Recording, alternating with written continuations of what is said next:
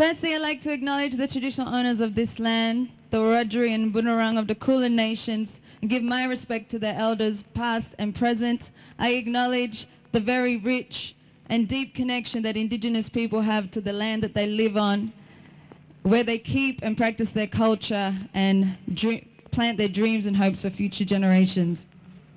When I was asked to come here today, I had to make a kind of a tough decision. I was planning on being actually on a tropical island this weekend, and now I'm here with you guys.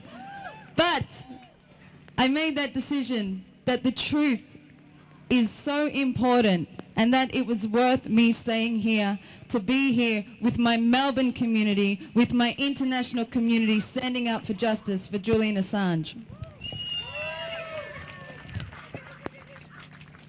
The truth is why we are all gathered here in this rain, in the freezing cold, with a dodgy PA. And we should let our understanding of that and our hunger for it grow and intensify. Watching events unfold in concern to Julian and Bradley Manning is a clear signal to me that we do need to be adamant about our right to know what our governments are doing when they think no one is watching. Every day that their system perpetrates against the very spirit of truth is another day we must get a little bit more extreme in our activism and in our actions, but also more creative, more sharing and inclusive of these experiences, making them more appealing to those members of our community who struggle to see the true nature of their governments.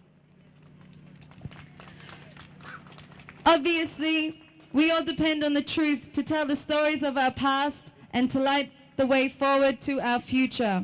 Our capacity to act and exist in a way that enables the truth to prosper is vital in these shifting times. Our capacity to be resilient and unrelenting in supporting and standing by those who have come under fire for doing what's right is what will tell if we can really move these nations and humanity as a whole forward. We have to stand up and show our younger generations that tolerance, compassion, and truth are the fundamental requirements for a mentally, physically, and spiritually healthy population and planet. One thing we know in our time on earth is that injustice is everywhere. It is woven into the very fabric of the system that we live under.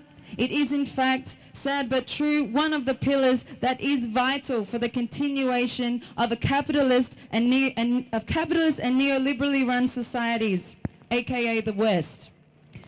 However, every now and then we do see a shooting light that has managed to carve out a tiny hole in their blanket of disparity that shines through, showing and reminding us that in order to unravel this intricately woven cover that tries to suppress unity, we must be active participants in our democracies, and anything less is unfortunately detrimental to the root of a thriving and progressing society.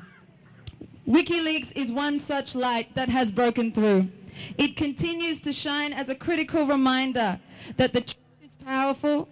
The truth is powerful, and knowing our true history and what our governments do in our name is paramount to making the right choices toward a future we hope to create.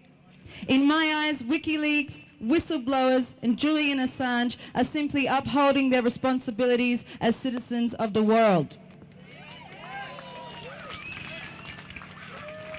Albert Einstein reminds us that great spirits have always found violent opposition from mediocre minds. This to me pretty much sums up the mainstream talk show discourse in America around WikiLeaks. It does take great spirit to stand up against a system built on centuries of deceit. That great spirit I have seen in the eyes and actions of all kinds of people from all nations. That great spirit is alive and breathing in all of us. And it is that same spirit that we see in Julian Assange and Bradley Manning and each and all of the freedom fighters and international community who are connected enough to understand that the political reaction against WikiLeaks is a sad symptom of a very sick and hostile ideology. And that, in fact, if we're going to survive as a race, as a representation of intelligent life, then we're going to need to keep fighting an uphill battle. A shift must come. It will be hard, unrelenting work, but the good news is that shift has already begun. We just have to keep that spirit at the forefront of our actions and to continue to fight for the globalization of justice.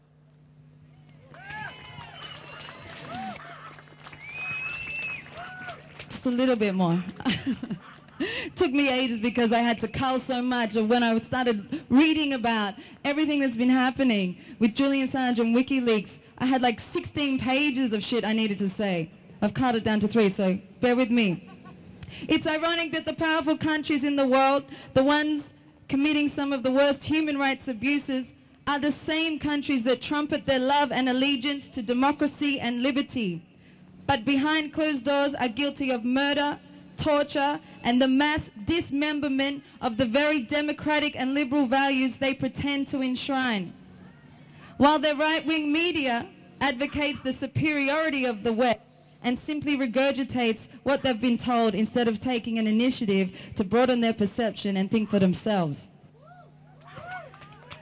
Those people, those things you hear, they seem to think that their patriotism gives them the right to slander, to incite violence and even death toward anyone who steps on the toes of the pride of their nation. Well, in this day and age, loyalty to me, to one nation, seems regressive. If you're going to be patriotic about anywhere, it should be for planet Earth.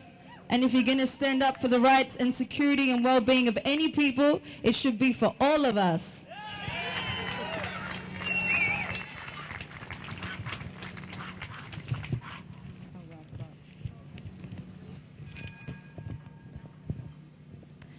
As a songwriter, as a musician, I have found it difficult to write about anything but the struggle. I do find it hard to write love songs. I am capable of it, although my family may disagree with me on that. But I find it hard to deter from what's happening around the world right now and seeing the amazing actions of our people all around the world. People who are standing up and saying enough is enough. People who are being a voice for the voiceless, exposing the truths and lies that affect us all. People that are doing incredible things, toppling brutal regimes. This is what inspires me as not only a musician, but a human being. And it's because I've realized as long as we are living in a capitalist society, we will always have to fight for the truth to be told. And we will always have to be the ones to keep our governments in check, a burden we must willingly accept. Lastly, as I've said before, we have to remember that we are all part of a global family. We have the responsibility to look out for one another, to make sure our brothers and sisters from all nations are safe and free from abuse and distortion of their human rights. And when we fight for the rights and freedoms of all people, we are elevating our collective spirit of human dignity and showing humanity that there is another world possible. A world where we are no longer victim to the perpetual abuse and humiliation. A world where you are not called a terrorist for simply sharing the truth. So keep up the good fight. Keep spreading that spirit out into your communities. Keep the energy going from this protest. Keep it alive. I'm with you. I'll see you soon. Peace.